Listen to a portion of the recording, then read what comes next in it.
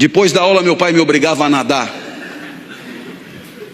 Eu detestava nadar. Eu fazia revezamento com um cara que esse sim era nadador por natureza, chamado Ricardo Prado. Esse era bom de bola. Eu fazia revezamento com ele, ele caía, nadava primeiro, ele abria uma diferença enorme do segundo colocado, aí caía eu e os adversários se aproximavam perigosamente. Apesar de mim, a gente ganhava. Eu fazia de tudo pela derrota. Eu detestava nadar. No domingo, meu pai me levava no Morumbi para ver jogo. 90 minutos esperando terminar. Enquanto ele torcia, eu descascava amendoim. Ele tinha que me avisar: foi gol. Aí eu fingia vibrar para ele não ficar chateado, e ele dizia: foi gol dos caras, caralho, cala a boca que nós vamos apanhar. Meu pai também me levava em escola de arte. É tão legal arte, não é? Para artistas. Tinha aula de argila. É insuportável a aula de argila, você sabe disso. Eu sempre fazia um cinzeiro. Eu tinha que dizer que era um cinzeiro sempre. Pior do que argila, só origami. Origami, coisa do demônio em japonês. Uma folha de papel, 360 dobras na ordem certa para você chegar num fascinante passarinho que você chucha no rabo e ele abana as asas. Errou uma dobra, fudeu o passarinho.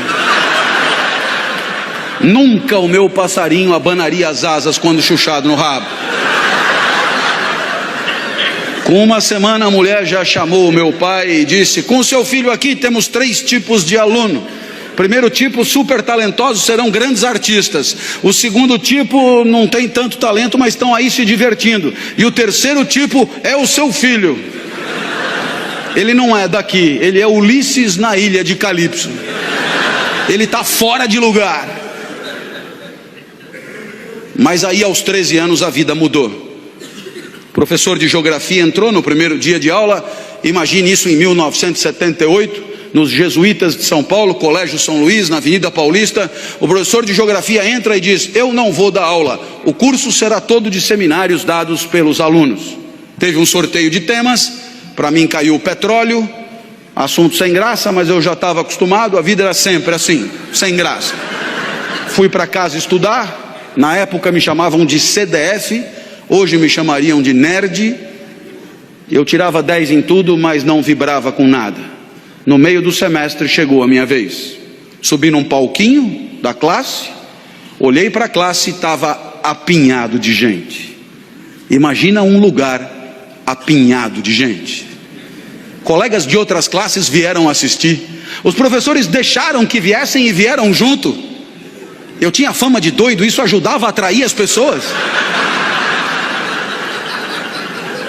Eu era muito esquisito quando eu era criança.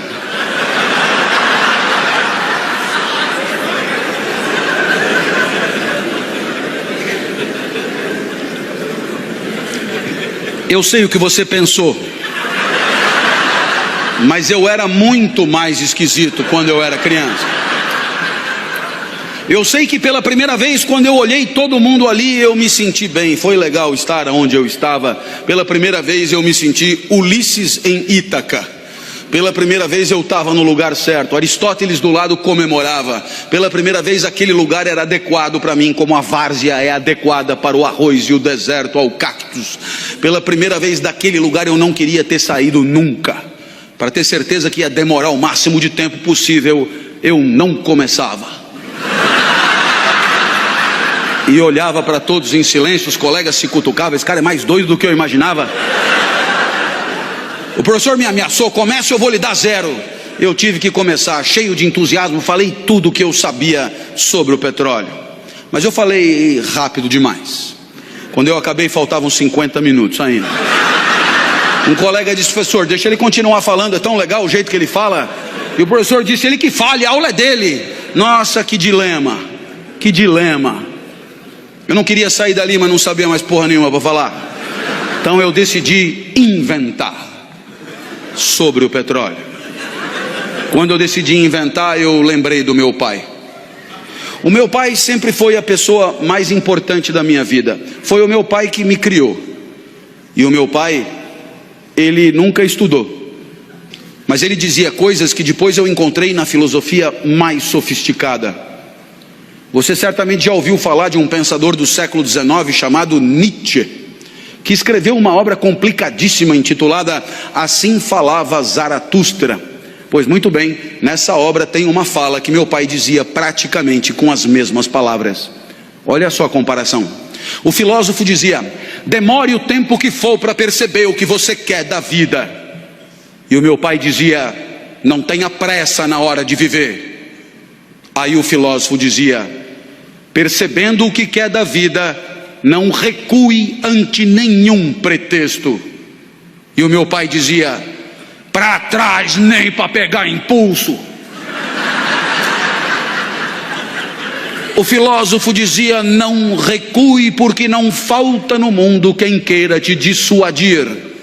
E o meu pai dizia: não recua, porque o mundo está cheio de gente querendo te fuder. E o meu pai ainda sempre acrescentava com carinho para mim: seu bosta. Eu lembrei do meu pai, eu me empertiguei, ali não tinha mais como recuar, e eu disse: bem, o que eu falei até aqui está no livro de vocês, é só ler, tá fácil. A partir de agora eu peço que anotem, porque o que eu disser não está escrito em lugar nenhum. Olhei para trás e vi que o professor arriou os óculos intrigadíssimo. Eu tive medo, mas eu lembrei do meu pai. Seu bosta. Ali não tinha mais volta. E eu comecei: não adianta nada ter petróleo no seu território se o petróleo não presta. Tem petróleo bom, mas tem petróleo ruim. Tem petróleo que não energiza nada. O petróleo não tem a mesma qualidade pelo mundo afora. Da onde eu tirei isso, não me pergunte. Mas dando palestra na Petrobras, eles me garantiram: a intuição é perfeita, tinha petróleo que não presta mesmo, tem petróleo que não energiza nada, eu já sabia aos 13 anos. Então eu me levantei mais e disse: todo mundo sabe que o melhor petróleo do mundo é o petróleo da Romênia. Começaram a anotar. Eu achei fascinante que anotassem. Então eu expliquei: do norte da Romênia, claro, região da Moldávia. A Moldávia não existe. Eu tirei das aventuras de Tintim. Eu olhei para trás e vi que o professor balançava incrédulo. Ele não devia entender nada daquilo. Eu não sei nem onde fica a Moldávia. Esse cara não pode estar zoando com a minha cara. Eu vi que era hora de quebrar ele no meio, aproveitar a fragilidade dele. Perguntei: o senhor sabia disso? Ele olhou apavorado e disse: não sabia. Eu falei: então anota para aprender alguma coisa.